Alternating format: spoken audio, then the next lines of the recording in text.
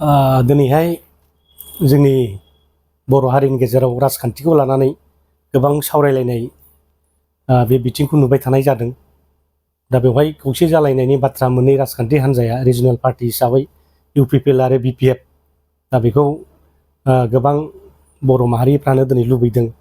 दिनै माहारियारि आफाद रायजो राजा इन्टेलेक्सुयेल गामि बयबो सावरायसोबाय थादों। दा बेवहाय आंबो सासे दुलाराय बर' फरायसा आफादनि बारग' मावथि हिसाबै सोमावसारनाय समावहाय जोङो लोगो मोनबोदों हिसाबै नुबोदों हिसाबै जोंबो लुबैदों बर' हारिया दा अलखदाव दङ।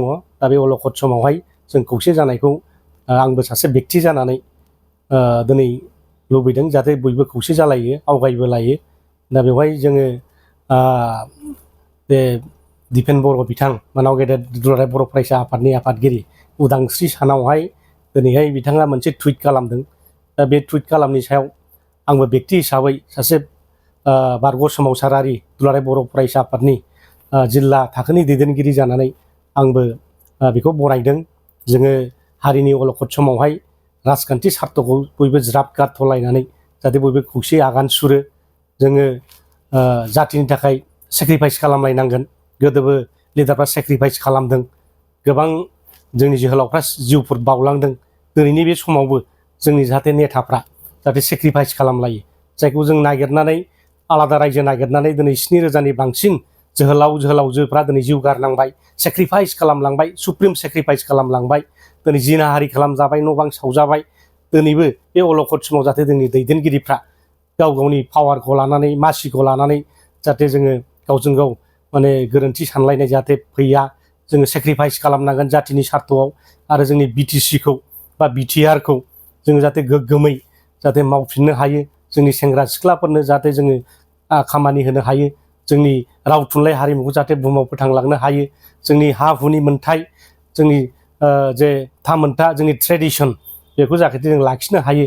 बेनि थाखाय जों बयबो खामानि मावलायनांगोन। आं दिनै सासे बेक्ति हिसाबै बयखौबो खावलायगोन, बिपिएफनि नेताफोरखौबो आं खावलायगोन, इउपिपिएलनि नेताफोरखौबो खावलायगोन आरो जायफोर दिनै नेसनेल पार्टिफ्राव हाबनानै दंहैयो बे बिथांमोनहाबो नेसनेल पार्टिखौ ज्राब गारनानै जायफ्रा संग्रामि नेताफोरमोन बिथांमोना बे बिजेपि हान्जा बा कंग्रेस हान्जायाव हाबनानै दङ, बिथांमोनाबो जाहाथे ओंखारफिननानै जातिनि सार्थआव खौसे जानानै जाहाथे खामानि मावो आं दिनै खावलायगोन। दिनै गोरोबलायनायनि गोबां माने सानखान्थिफ्रा दंलायो, समानथाइफोरखौ जों खालामलायनो हायो, पलिटिकेल इकुवेसनखौ खालामनो हायो। जाहाथे जोङो अमिसन कमिसन आरो गिभ एन्ड टेक पलिसिनि गेजेरजों जाहाथे जोङो जातिखौ रैखाथि होनो हायो। फैबाय थानाय बिसायख'थियाव जाहाथे जोङो जोंनो ज' जानानै जाहाथे जोङो सरकार दानो हायो, जोंनिनो सरकार जायो।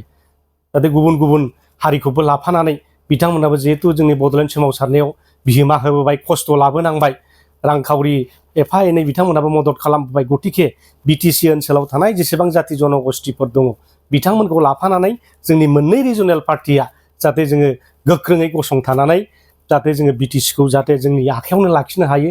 लोगोसे फैबाय थानाय 2026नि जितु इलेक्सन, बे इलेक्सनावबो बिटिसि हालामनिफ्राय जोङो 15 जन जों रिजनेल पार्टिफ्रानो जों बिजाथि देरहालांनानै एमएलए देरहालांनानै जाहाथे आसामाव जों लायन शेयार जाहाथे लाहैनो हायो।